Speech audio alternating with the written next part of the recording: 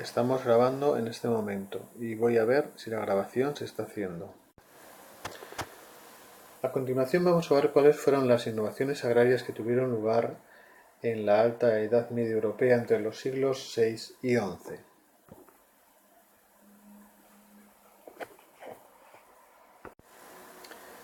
Como sabéis, los orígenes de la agricultura europea se remontan a hace unos 10.000 años con la aparición de la agricultura en el Próximo Oriente, en la zona del Tigris y el Éufrates.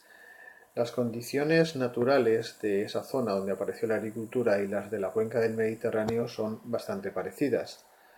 Se caracterizan por la escasez de precipitaciones, por que éstas están concentradas en unas épocas determinadas del año, y ello dio lugar a que los suelos sean bastante ligeros y fáciles de trabajar, y por ello en todo el Mediterráneo se estuvo utilizando durante toda la antigüedad un tipo de arado conocido como arado ligero o arado romano.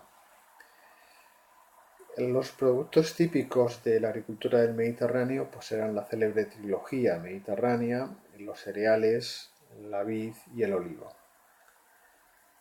Al norte de los Alpes, como veis aquí en esa zona marcada por la línea azul, las condiciones climáticas de la Europa atlántica eran bastante distintas, y esto hacía que no fuera posible trabajar los suelos de la Europa atlántica con las mismas técnicas que se hacían en la Europa del Sur. En la Europa atlántica la pluviosidad era bastante elevada, estaba distribuida a lo largo del año y eso daba lugar a que los suelos fueran húmedos y pesados, por tanto difíciles de trabajar. Por ello, a partir del siglo VI, en estos territorios aparece un nuevo tipo de arado, que es el que veis aquí en la imagen. Es lo que se conoce con el nombre de arado pesado o charrue, que es la palabra francesa. Este arado va montado sobre un bastidor con ruedas, como veis en la imagen, y requería lógicamente de más personas y de más animales para trabajar los campos de cultivo. La ventaja del clima de la Europa atlántica es que permitió introducir un nuevo sistema de rotación. Como probablemente recordéis, en la Europa del Mediterráneo el tipo de rotación más frecuente era la llamada rotación bienal, consistente en dividir los campos de cultivo en dos grandes zonas, dejando cada año una de estas dos zonas en reposo o en barbecho para regenerar la fertilidad y cultivando por tanto solamente la mitad de las tierras de cultivo disponibles. Sin embargo, en la Europa atlántica y debido a ese clima del que estamos hablando, fue posible implantar un sistema que se conoce como rotación trinal.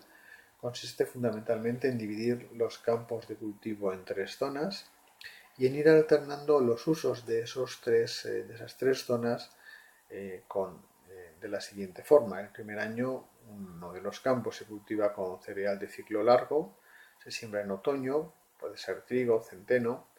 En la primavera se puede sembrar avena, cebada en un segundo campo, junto con guisantes, judías y lentejas, y quedaba por tanto un tercer campo en barbecho. Veis cómo a lo largo de los 3 años los usos de cada uno de estos tres campos iban variando. Pues bien, este tipo de rotación trienal mejoró la alimentación humana y también la alimentación animal.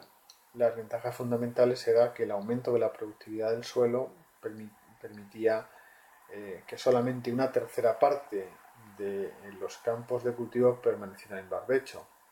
Se reducía el riesgo de hambre, pues solamente habría dos cosechas, y había también una mayor variedad de plantas y una mejor nutrición. Con esto finalizamos esta grabación.